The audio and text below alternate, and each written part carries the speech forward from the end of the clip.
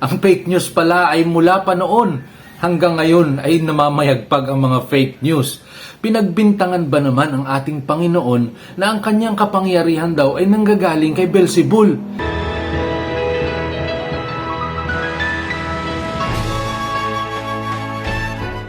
Minsay nagpalaya si Jesus ng isang demonyo at ito'y pipi. Nang lumabas na ang demonyo, nakapagsalita ang pipi at namangha ang mga tao. Ngunit sinabi ng ilan sa kanila, Pinalayas niya ang mga ito sa tulong ni Beelzebul na pinuno ng mga demonyo. gusto naman ng iba na subukin si Jesus at humingi sila sa kanya ng isang tanda galing sa langit. Alam ni Jesus ang kanilang iniisip, kaya sinabi niya sa kanila, Mabubuwag ang bawat kahariang nagkakahati-hati at magigiba roon ang mga sambahayan. Ngayon, kung nagkakahati-hati si Satanas, paano magtatagal ang kanyang kaharian? Di nga ba't sinasabi nyo na nagpapalayas ako ng mga demonyo sa tulong ni Beelzebul? Kung sa pamamagitan ni Beelzebul ako nagpapalayas ng mga demonyo, paano naman napapalayas ng inyong mga kaanib ang mga ito? Sila mismo ang nararapat sumagot sa inyo. Sa daliri ng Diyos ako nagpapalayas ng mga demonyo. Kaya sumapit na sa inyo ang kaharian ng Diyos. Kung nasasandatahang binabantayan ni Malakas ang kanyang palasyo, hindi magagambala ang kanyang mga pag-aari. Subalit kung salakayin siya ng mas makapangyarihan sa kanya at talunin siya, maaagaw nito ang kanyang mga armas na kanyang inasahan at ipamamahagi ang kanyang mga ari-arian. Laban sa akin ang hindi panig sa akin at nagpapangalat ang hindi nagtitipong kasama ko.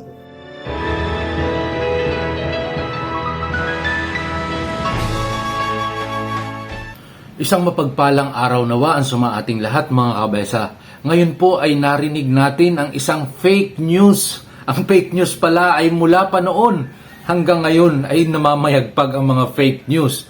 Pinagbintangan ba naman ang ating Panginoon na ang kanyang kapangyarihan daw ay nanggagaling kay Beelzebul? Si Beelzebul ay isang demonyo, kaya isang diablo. Kaya sabi ng ating Panginoon, kung ang isang kaharian ay maglalaban-laban, babagsak iyon. Kaya ang kanyang kapangyarihan, ang kapangyarihan ng ating Panginoon ay imposibleng manggagaling kay Beelzebul dahil ang kinakalaban ng ating Panginoon ay mga kadiliman, mga diablo, mga masasamang espiritu. Kaya itong mga nagpapalaganap ng fake news ay talaga namang sila yung ugat ng kaguluhan. Sa ating panahon po ngayon, laganap ang fake news. At tingnan po natin, papasok muna tayo ng kaunti sa politiko pero wala tayong papanigan para hindi maging magulo itong ating content. Kasi pag may pinanigan ka, may mga kaibigan kang mag-unfriend na sa'yo. Ganon talaga ang mundo. Mas matimbang na ngayon yung kanilang iniidolo. Kunyari ay ang piling nila ay pinaglalaban nila ang kapakanan ng bayan. Pero hindi na po yun kapakanan ng bayan. Yun ay sa pag-i-idolize na lang natin sa tao. Doon sa kasi ang daming fake news tayo minsan o ang ilan sa atin minsan sila mismo ang ugat ng fake news. Doon nagkakaroon ng kaguluhan. Imagine bago pa lang ang kanilang anong tawag doon, ang kanilang pangalan ng partido ba 'yon? Unit Team. Unit Team nagkakaisa. Pero sila yung nagbanggaan.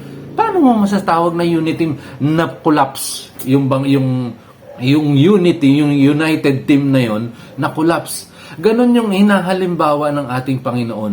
Kung ang isang grupo ay magbabanggaan, automatic magko-collapse. Kaya itong mga nagpapakalat ng fake news, ay napahiya doon sa kanilang sinasabi. Ito yung mga Pariseo at Iskriba. Mga kapatid, alam natin ang tama at mali. Kung ano yung tama, isurrender na natin sa Panginoon yung ating pride, tanggapin na natin kung ano ang tama para makabangon tayo bilang isang bayan. Ganon din ang ating Panginoon. Kung alam naman natin na dito sa Panginoon kumukulo yung sinaing ko. Alam naman natin na na sa Panginoon ang tamang daan. Kay Kristo lamang. Life is beautiful. Patayin ko po muna yung sinahin ko.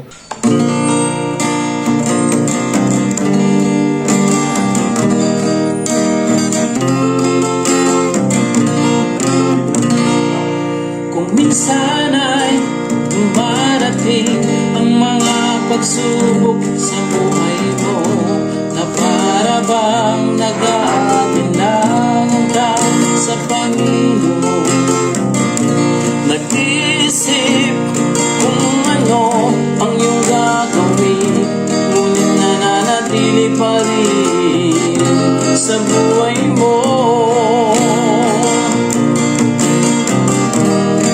Mawalan ng pag-asa, kaibigan, mga pagsubok sa'yo'y dumaraan lamang.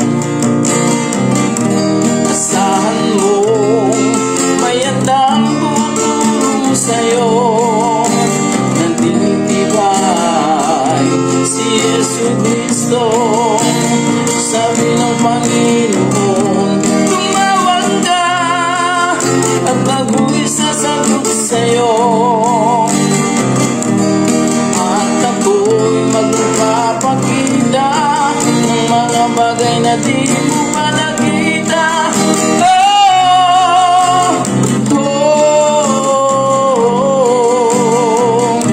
Walang imposible sa Panginoon.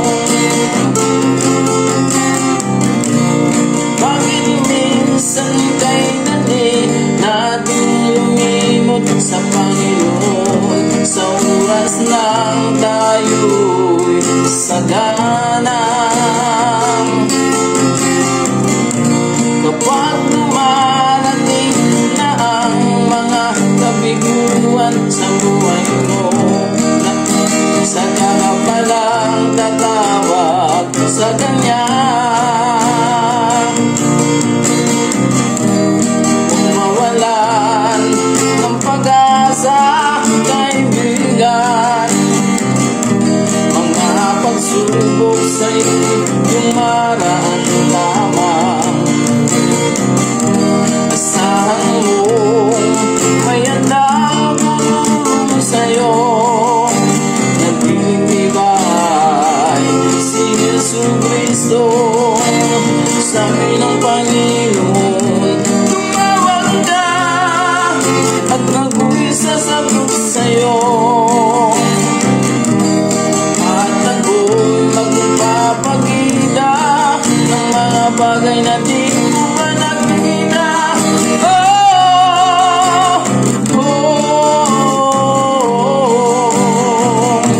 Walang imposible sa Panginoon. Sabi ng Panginoon, tumawag ka at ako'y sasagot sa'yo, at ako'y magpapakita ng mga bagay na di mo pa nakita.